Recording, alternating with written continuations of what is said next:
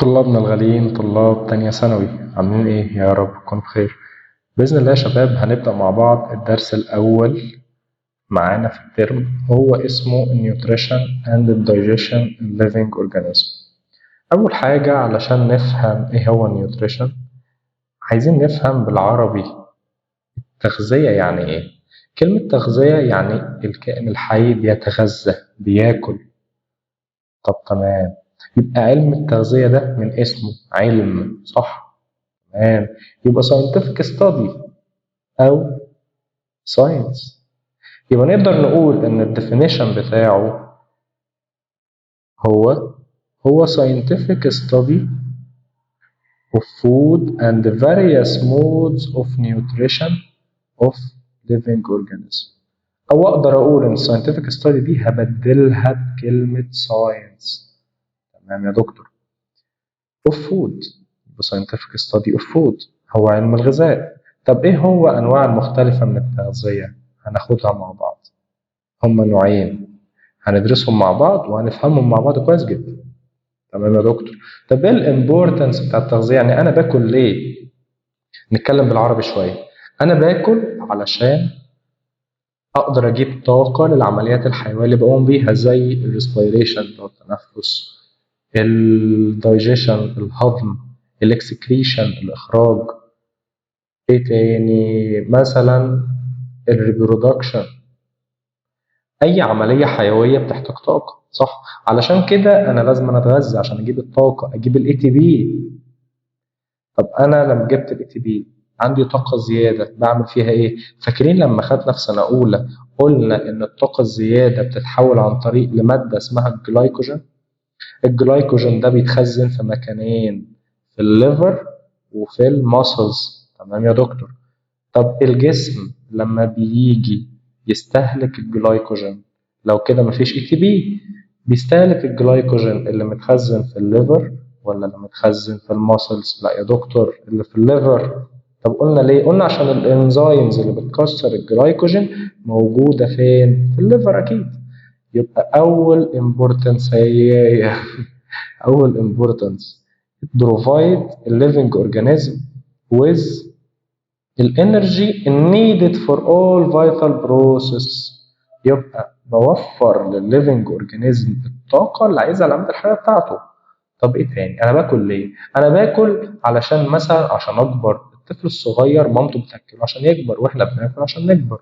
وعلشان لو لا قدر الله اتجرحت او اتعورت الجرح يخف بسرعه، الهيلينج بتاع البورن او التشو، والرو ماتيريالز بتاعت الجروث. يبقى انا بوفر مواد خام عشان اكبر، وفي نفس الوقت علشان اصلح التيشو التلفه اللي حصل لها اتلاف. تمام يا دكتور. تاني نكمل مع بعض.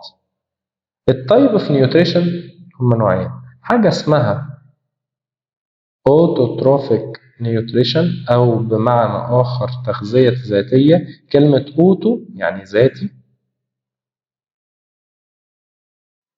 تمام، وكلمة هيترو يعني غير ذاتي. أولا كلمة هيترو كلمة لاتن معناها مختلف.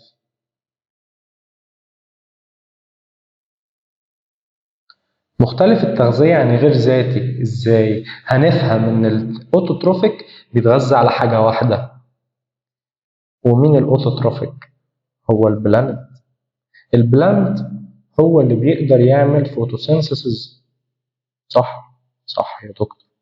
طب الهيتروتروفيك زي الانيمالز، زي الهيومن، غير ذاتي او مختلف التغذيه، يعني ما بيعملش غذائه بنفسه. هتيجي تقول له يا دكتور طب ما انا بطبخ، طب ما انا تيجي بنت مثلا تقول له يا دكتور ده انا عليا شويه اكل، انا كده باكل نفسي. لا يا حبيبتي، في فرق. انت بتاكلي نفسك عن طريق الاكل اللي عملتيه بره على البوتاجاز. هل انت جواكي بوتاجاز؟ جواكي مصنع بتعملي فيه اكل؟ لا، البلانت جواه. البلانت جواه الكلوروفيل. الكلوروفيل دي هي اللي بتعمل الغذاء بتاعه. تمام. تمام يا دكتور. عايزين نفهم اكتر عن الاوتوتروفيك والهيتروتروفيك، ايه الفرق بينهم؟ تمام يا دكتور. يلا. نجيب الماركر. الأوتوتروفيك they are organism، هي كائنات حية which can manufacture their own food by themselves. بسيطة جدا. أوتو ذاتي، يبقى نبدأ هي كائنات they are living organism which can manufacture their own food by themselves، يعني بيعملوا أكلهم بنفسهم، مش زي البنت اللي بتقول ده أنا بعمل أكل بنفسي، لا، هي بتعمله بره جسمها، لكن ده بيعمله جوه جسمه inside himself، جواه بنفسه، عن طريق الفوتوسينثيسيس. ده اشهر مثال اللي هو جرين بلانت بالفوتوسينثيسيس. تمام يا شباب، نكمل. طب ايه الهيتروتروفيك؟ الهيتروتروفيك هي زي ار اورجانيزم، مش هنختلف. can obtain their food from other organism. ايه ده ايه ده ايه ده ايه ده؟ هفهمك. organism can obtain their food from other organism. ازاي؟ يعني مثلا البني ادم بيجيب اكله ازاي؟ البني ادم ممكن ياكل حاجتين، لا نبات يا اما حيوان، صح يا دكتور؟ طب هو بيجيب النباتات والحيوانات ولا هو بيصنعهم؟ لا، بيجيبهم. يبقى بيعتمد في الغذاء بتاعه على other organism زي البلانت والانيمالز. تمام. obtain their high energy food substance either green plant or from animals، يعني بيجيبها من البلانت او الانيمالز. تمام يا دكتور. هم بيتغذوا على البلانت. اصلا الانسان او اي حاجه عموما مصدر غذائها الاساسي البلانت. تيجي نفكر. تمام. الانسان ممكن ياكل انيمال، الانيمال ده اوريدي متغذي على بلانت، تمام، او متغذي على انيمال اخر.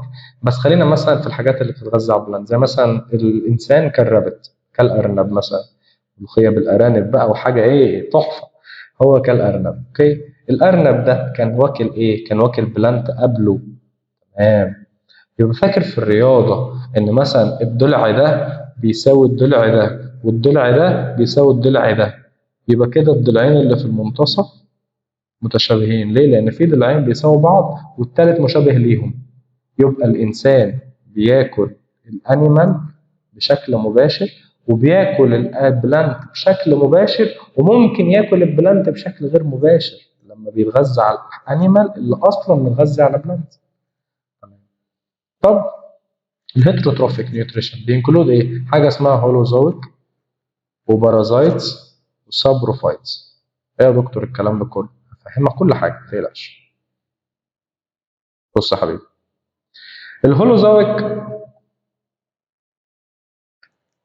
هو المان انكلود الهيربيو فيروس الهولوزويك والكرينيو فيروس والأومني فيروس. يا دكتور في مش فاهم حاجة، هقول لك. الهولوزويك انكليد الهيربيو فيروس اللي هي الأكلات العشب، الكرينيو فيروس أكلات اللحوم، الأومني فيروس اللي بياكل عشب ولحوم. يعني الهولوزويك الإنسان تصنيفه هولوزويك هيتروتروفيك نيوتريشن. هولوزويك يعني بيقدر يتغذى على الهيربيو فيروس العشب، او الكرينيو فيروس او الامنيو فيروس. تمام. فاهمين؟ فاهمين. هقول لك على حاجه تخليك تحفظهم بيهم، سكيمه كده صغيره. تمام. الهولوزويك زي الانسان، هولو هولو هولو هولو هولو يعني الانسان.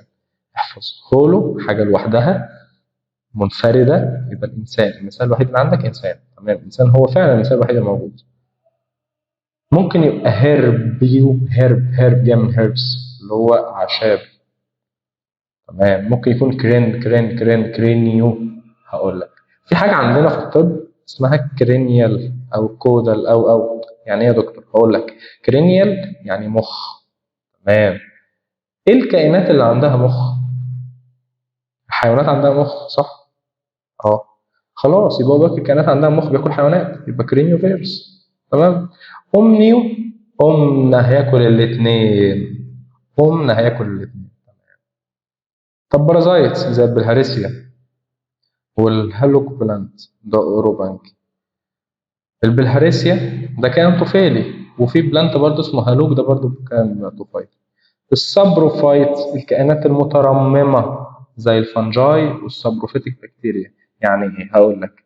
بعد ما الانسان بيتوفى، تمام، بتيجي كائنات اسمها الكائنات المترممة او السابروفايتس او السابروفيتك بكتيريا او الفنجاي، بتتغذى عليه.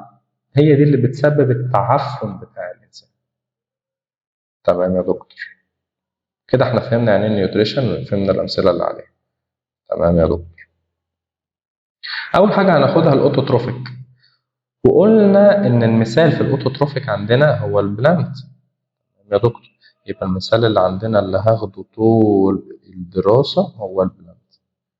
تمام يا دكتور. البلانت بيعمل ايه؟ بيعمل فوتوسينثيسيس. اوكي، يبقى هي بروسيس. اول حاجه احنا قلنا اول ما الاقي كلمه فيها سينثيسيس، السينثيسيس دي تبقى هي بروسيس. يبقى هي دي ايه؟ بروسيس. which the plant can synthesize the high energy organic food substance from low energy simple inorganic compound. يا دكتور كل ده مش فاهم حاجة. تعال هفهمك. نجيب صفحة فاضية.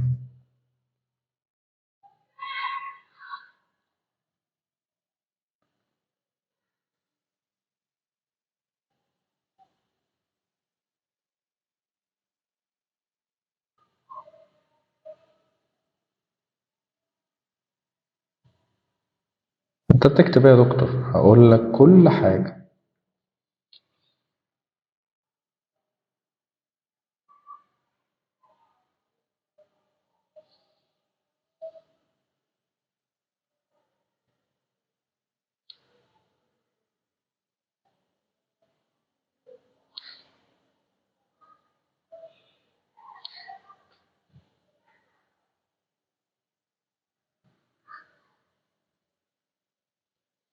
ودي ده بلانت.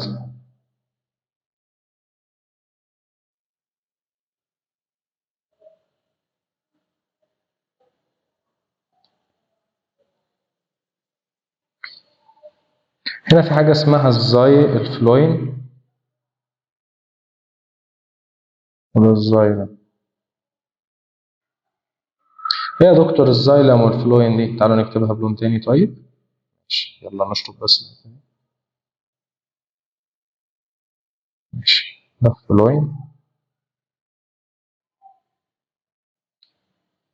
وده الزايلم. ماشي. الفلوين بيمتص المينرال سولت، بيمتصها. ماشي. وبتطلع هنا للكلوروفيل، الخلايا اللي موجودة بتمتص المواد السيمبل والان اورجانيك واللو انرجي. تمام تمام يا دكتور. في خلايا الكلوروفيل هنا اهي بتحولها لغذاء كومباوند، مركب او معقد، اورجانيك، هاي انرجي. طب ايه فايدة الزايلم والفلويم؟ هقول لك. الزايلم يا حبيبي هو او الفلويم سوري، الفلويم هو اللي بياخد المينرال سولت والاير سيمبل والان اورجانيك، هو اللي بياخدهم. طب الزايلم هو اللي بينقل المواد الكومباوند والاورجانيك والهاي انرجي. يعني بالفوتوسينثيسيس بحول السيمبل كومبوننت الكومباوند كومبوننت، والان اورجانيك كومبوننت زي المينرال سولت والكلام ده لمواد اورجانيك علشان يستفيد بيها كفود، والمواد اللو انرجي لمواد هاي انرجي. فاكر في الكربوهيدرات لما قلنا ان في مواد لو انرجي تبقى الان اورجانيك، فلما تتحول لاورجانيك تبقى هاي انرجي؟ اه فاكر يا دكتور. بس هو ده باختصار عملية الفوتوسينثيسيس. نرجع تاني.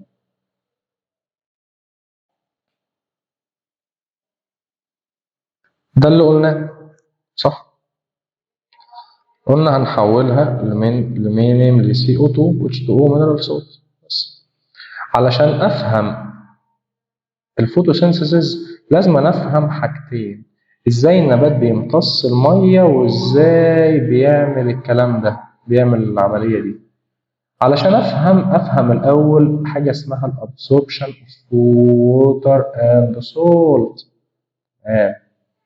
الهاير جرين بلانت absorb الووتر والمينرال سولت from السويل through الروت والهاي بريزنت.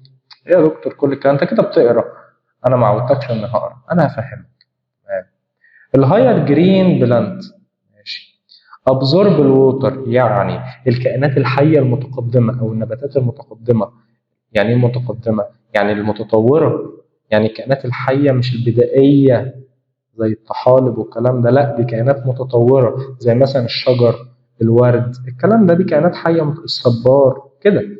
بيمتص المية والمينرال سولت فروم السويل من التربة عن طريق الجذر الروت. يبقى احنا قلنا بالروت بيمتص الووتر اللي موجود في الهير روت. الهير روت دي هي الأساس، حاجة اسمها الشعيرة الجذرية هي الأساس في الامتصاص. يبقى علشان أفهم الميكانيزم بتاع الأبزوربشن لازم أفهم الهير روت دي فايدتها إيه، أو الكاركترايز أوف الروت هير.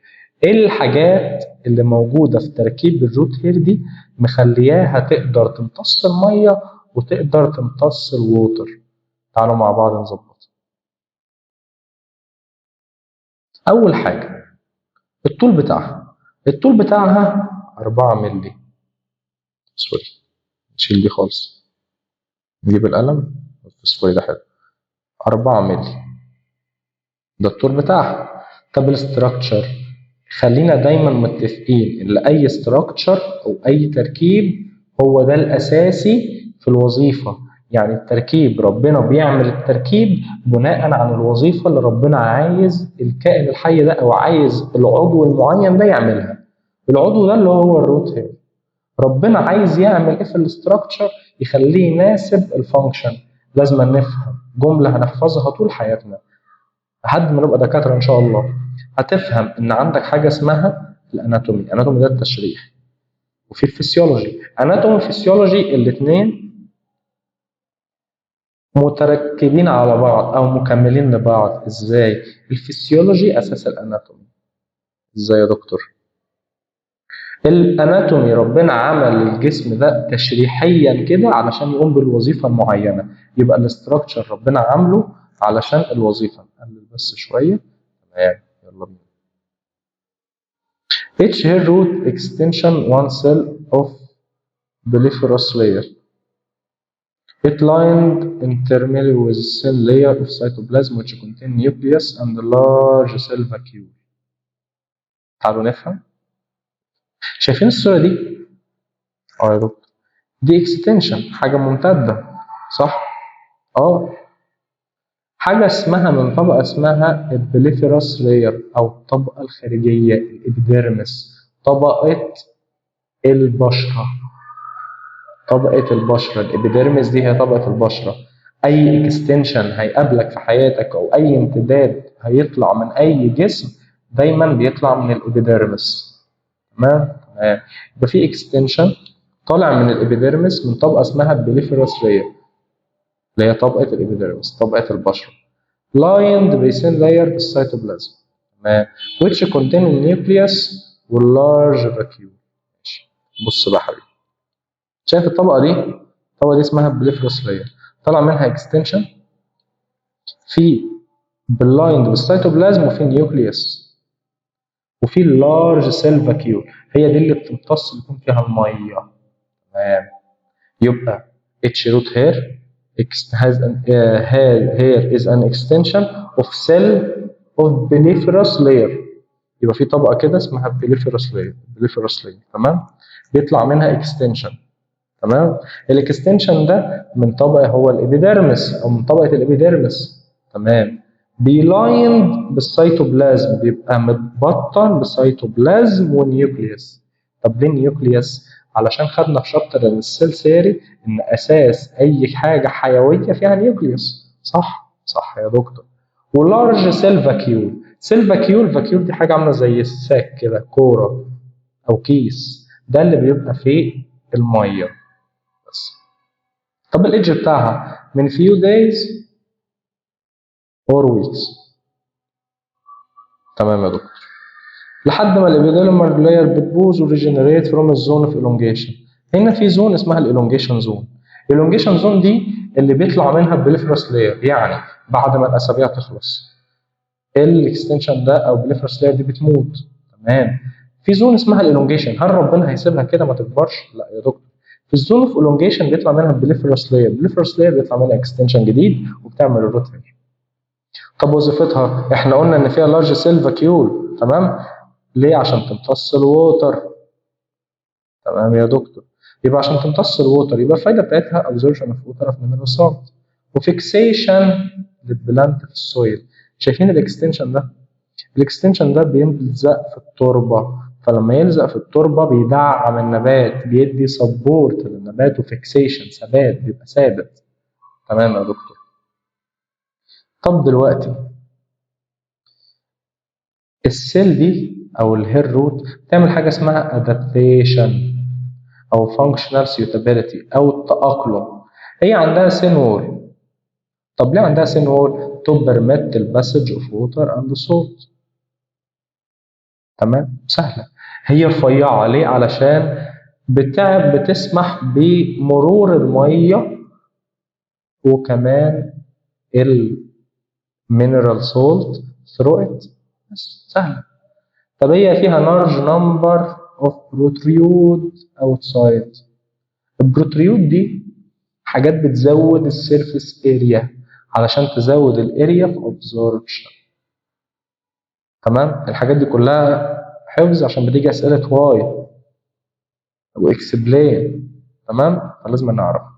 تو سكريت فيسكس سبستانس. طب هي ليه بتفرز فيسكس سبستانس او مواد لزجه؟ ليه؟ طب انا هقول لك. الماده اللزجه بتمسك البارتيكل. تمام. to help this hair to find their ways well among between soil particles. ازاي؟ لما تكون في مادة لزجة هتسهل ان الهير وول دي تنزل في السويل ما بين البارتيكلز بتاعت الحبيبات بتاعت التربة. حبيبات التربة ماسكة في بعض، فكل ما ادق مادة لزجة، ارمي مادة لزجة، هتقدر تخليني اقدر اتزحلق ما بينها. مادة لزجة. عارفين فكرة الشحم؟ الشحم لما احطه في الموتور بيسهل ان الترس يمشي، نفس الفكرة بالظبط. طب دلوقتي the solution inside the root hair vacuole is more concentrated than the soil. ليه؟ ليه جوه الكونسنتريشن اكتر؟ فاكرين الاوزموزس يا دكتور؟ الاوزموزس كل ما كان جوه التركيز اعلى للملح يسحب ميه اكتر. هشبهها لكم بتشبيه مضحك شويه. يلا. عارفين لما بنيجي نخلل مثلا خيار؟ يا دكتور. لما بتيجي نخلل خيارايه بنجيب الخيارايه نقطعها ونحطها في ميه بملح. الخيارات بتبقى منفوخه، السيل منفوخه. طب لما انا احطها في ميه السيل بتشرينكج. ليه؟ علشان السوليوشن اللي اتحطت فيه مور كونسنتريتد، فبيسحب يسحب الميه اللي جوه. بس عشان كده السوليوشن اللي موجود جوه الروت هير كونسنتريت عشان يقدر يسحب ميه اكتر باي الاوزموزس. بس سهله جدا صدقوني، بس اهم حاجه اللي احنا نفهمها كويس. طب دلوقتي الووتر ابزوربشن بيمر بفور ميكانيزمز. اول حاجه ميكانيزم اوف ديفيوجن والبرميابيليتي والاسموسس والامبيشن. يعني ايه ديفيوجن؟ يعني اللي هي بتمر عادي جدا. طب البرميابيليتي حاجه اسمها النفاذيه الاختياريه، ان الجسم او الروت هير بتختار عايزه تمرر ايه وما تمررش ايه. اوزموزس سهله وهنشرحها مع بعض. امبيبيشن يعني التشرب. هنفهم كل حاجه متقلقوش.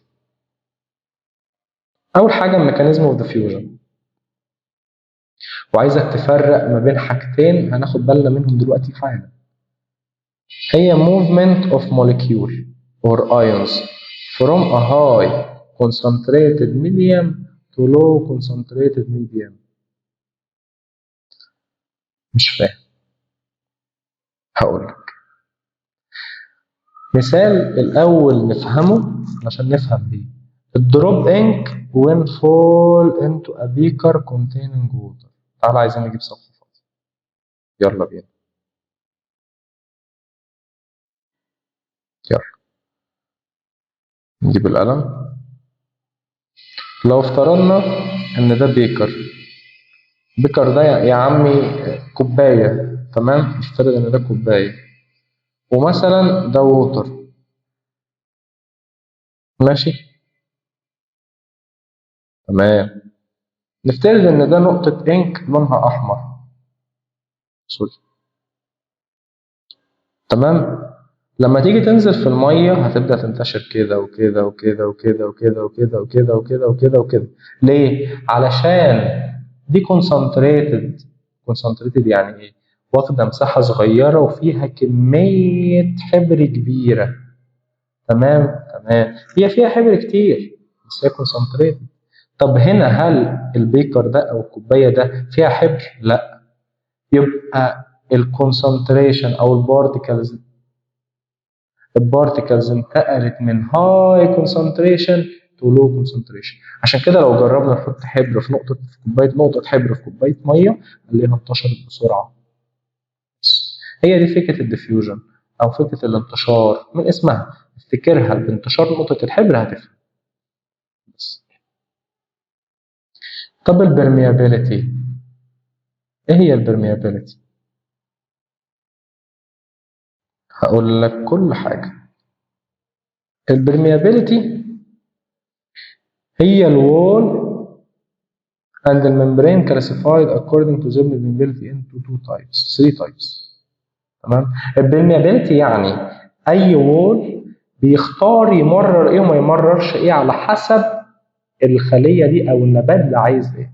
يعني مثلا البرميابيلتي الوولز بتتقسم according البرميابيلتي to 3: permeable, semi permeable, not permeable او impermeable. اول حاجه البرميابل بيقلاو الووتر والمينرال سولت او مينرال ايونز زي السليلوز. البرميابل ده بيدخل اي حاجه ما بيزعلش حد. طب الامبرميابل ما بيدخلش لا ووتر ولا مينرال زي الوولز كفرد باي الليجنين والسيوبرين او كيوتين. هنفهم كل الكلام ده لما يجي وقتها هنفهم. احفظهم بس دلوقتي، لما يجي وقتها هنفهم كل حاجه. يبقى الامبرميابل ما بيسمحش بمرور الووتر ولا المينرال سولت. طب السيمي بيرميابل allow لا اما الووتر او الصولت. يبقى لا اما بيسمح بالشجر والامينو اسيد ما بيسمحش بيهم. طب بيسمح بالووتر والمينرال سولت زي البلازما ممبرين. البلازما ممبرين بتعدي الووتر والمينرال سولت بس لا بتعدي الامينو اسيد اللي هي البروتين يعني او الشجرز. طب ليه؟ علشان هم لارج سايزد موليكيول. هي دي الفكره. طب البلازما ممبرين ايه هو؟ هو سيمي بيرميبل، احنا قلنا كده. هاز تاني بورز عشان بيعمل بالسلكتيف بيرميبيليتي فينومينا. طب عايزين نرسمها. الممبرين، تمام؟ لو نفترض ان ده كده ممبرين،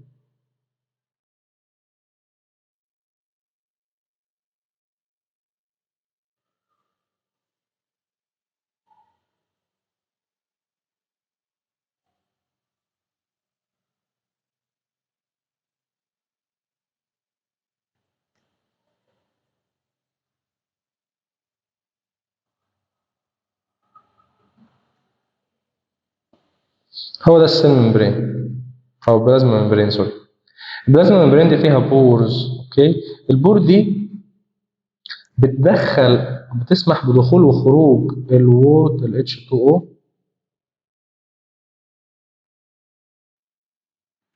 والسولت، لكن ما بتسمحش بالامينو اسيد او ايه تاني، الشوجرز. ليه؟ علشان large sized. تمام. تمام.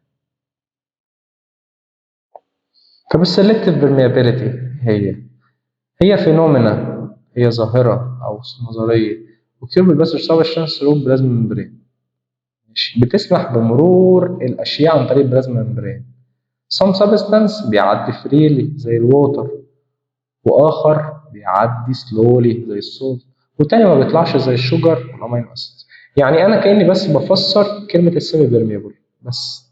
الووتر بتعدي فري، السولت بتعدي سلولي، اللي ما بيعديش ايه؟ لا الامينو اسيد ولا الشوجرز. بس كده احنا خلصنا اول صفحه.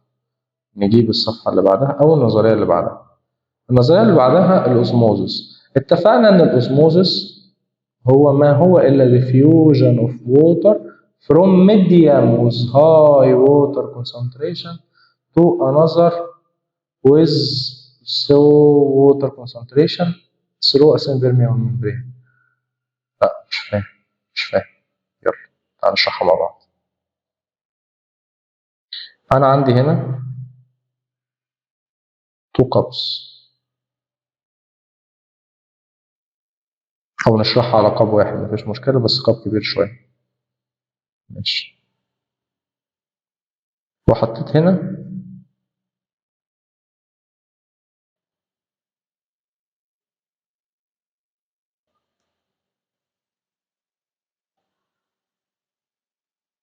سيمي بيرميال ممبرين.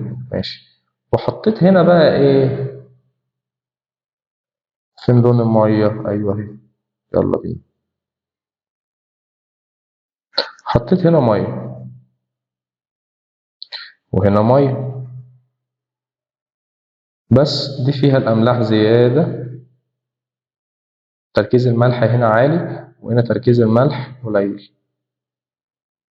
يبقى بمعنى آخر هنا الووتر زيادة وهنا الووتر قليل، هنا السولت قليل. سوري. طب هنا الووتر قليل لكن السولت كتير. فاكرين تشبيه التخليل؟ هنا نعتبرها ان دي الخيارة او الكاكمبر. تعال نرسم. انا هعلمكم تخللوا دلوقتي. نفترض ان دي خيارة. تمام. اتحطت المحلول اللي جواها هو ده ووتر كتير سولت قليل. المية اللي جواها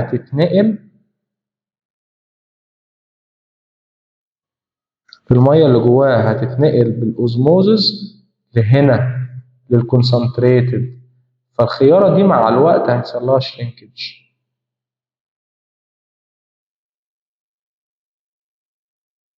يعني diffusion من الهاي ووتر كونسنتريشن تو لو ووتر كونسنتريشن، يعني بمعنى تاني هاي سولت كونسنتريشن من لو سولت لهاي سولت كونسنتريشن. هو ده معنى الاوزموزس بشكل بسيط جدا. ميه اتنقلت من تركيز ميه عالي لتركيز ميه قليل، زي الخياره جواها ميه كتير، لما باجي اخللها الميه اللي جواها بتتنقل من الميه من السائل الخلوي بتاعها او الخليه اللي جواها الى السوليوشن، فبيحصل لها شرينكج عشان ما يقلل. بس ده تعريفها باختصار.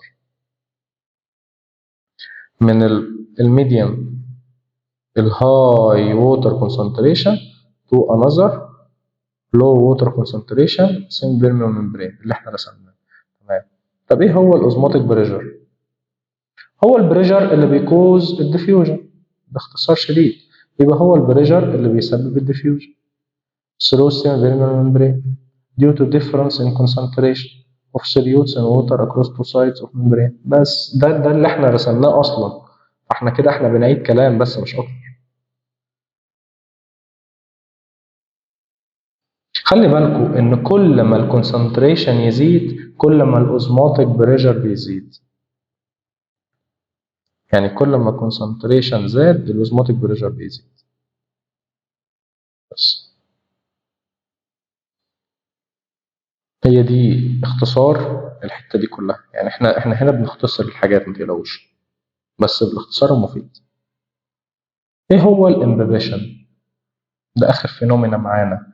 الامبيبيشن which is solid particle especially الكولويدال الغروية اللي فيها بروتين absorb الووتر swell and increase in size. يعني البروتين او الكائنات البارتيكل الغروية اللزجة بتابزورب الووتر وبتحصل لها سويلنج وانكريز في السايز. نقدر نشبهها بحاجات بسيطة بالاوزموزس، بس مش اوزموزس. اوعى تقول ان هي زي الاوزموزس. هي مش اوزموزس نهائي، لازم نخلي بالنا من دي. الغروية دي زي السليلوز، تمام. البروتين بتاع الخلية اللي هو البيكتين بيمتص او بيحصل له امبيبيشن، بيقدر يعمل امبيبيشن للووتر والليكويد. دي باختصار شديد. يلا اهو خلصنا خلاص.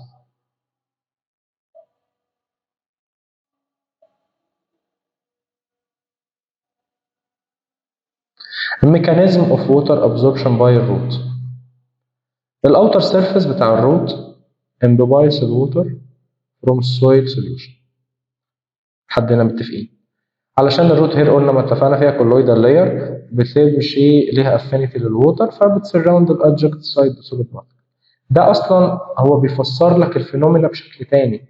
دي هنا الفينومينا اوف امبيبيشن اصلا والديفيوجن. وايه تاني؟ الامبيبايد ووتر او الماء للهير روت اتشربته بيخش الانسايد الابيديرمال سيل باي اوزموزس. يبقى اول حاجه بتحصل امبيبيشن، السوليد بارتيكل بتمتص الميه، بعد كده بتخش جوه بالاوزموزس. قلنا ان جوه هاي كونسنتريتد سوليوشن وبره لو كونسنتريتد، عشان كده بيقدر يمتص الووتر. بس عشان concentration of الشوجر is higher than concentration in soil solution. مفيش كلام جديد، احنا كل ده بنعيد بس. soil solution. الووتر pass by same method to cortex cell until reach xylem vessel in center of it. فاكرين الرسمه اللي قلناها بتاعت الزايلم والفلويم؟ الزايلم ده اللي بينقل والفلويم بيودي. مفيش اي جديد يبقى، سوري، مفيش اي جديد. يبقى اول حاجه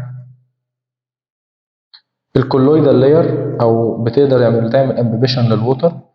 الووتر بيخش بالاوزموزس علشان قلنا هاي كونسنتريتد، وبنفس الميثود بيقدر الووتر يتنقل. ودي رسمه كده بسيطه ان اهو الروت بيمتص الووتر، تمام. وادي هي الروت هنا كبرناها اهي، بتمتص الروت بتمتص الووتر، تمام، عن طريق الهير روت بالامبيبيشن، وبيخش جوه الهير بالاوزموزس، وفيها فيسكس، ماده فيسكس علشان تبعد السوليد بارتكل وتقدر تتغلغل في التربه او تخش في التربه كويس. بعد كده بتقدر تخش جوه عن طريق الزايلم. بس. ولحد هنا كده نبقى وصلنا لنهاية الدرس الأول. أتمنى تكونوا استفدتوا، وأنا معاكم دايما يا أبطال لحد آخر لحظة، لحد باب اللجنة بمعنى أصح. أي حاجة تقدروا تبعتوا لنا على جروب الواتساب أو على الكومنتات بتاعة اليوتيوب أو على حتى صفحة الفيسبوك. معاكم دايما كان معكم دكتور مينا محب مدرس بيولوجي. ربنا معاكم يا أبطال.